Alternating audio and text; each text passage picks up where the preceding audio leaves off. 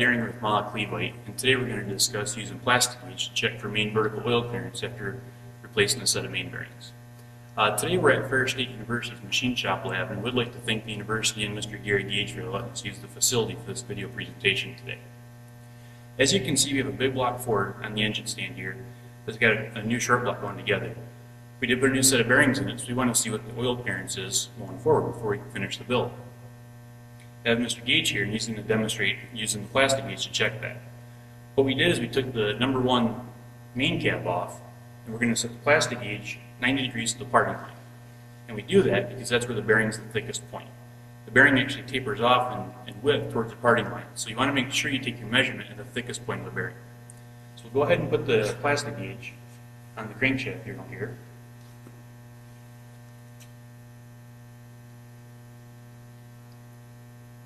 Right up top there. And what we're going to do is put the main cap with the bearing on, and then we're going to torque it down to the manufacturer's specification.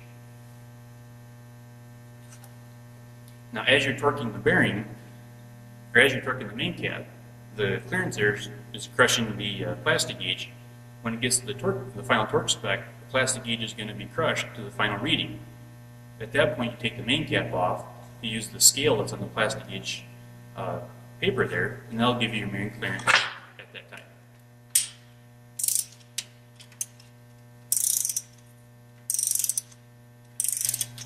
Now that we have the main cap torque specifications, we're going to loosen it back up, take the main cap off, and see what the Plastigage reads looking at the gauge.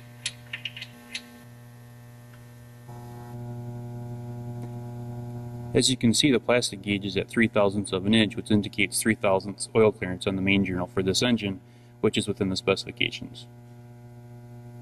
Now we have our main cap back on. We only did 1 main bearing. You want to do the whole engine to make sure everything's within specification, but for the purpose of this video, we're only going to do the 1. So I hope you learned a little bit about using Plastigage today. Don't forget to subscribe to our YouTube channel, and please visit our website, utilizando.com, for more information.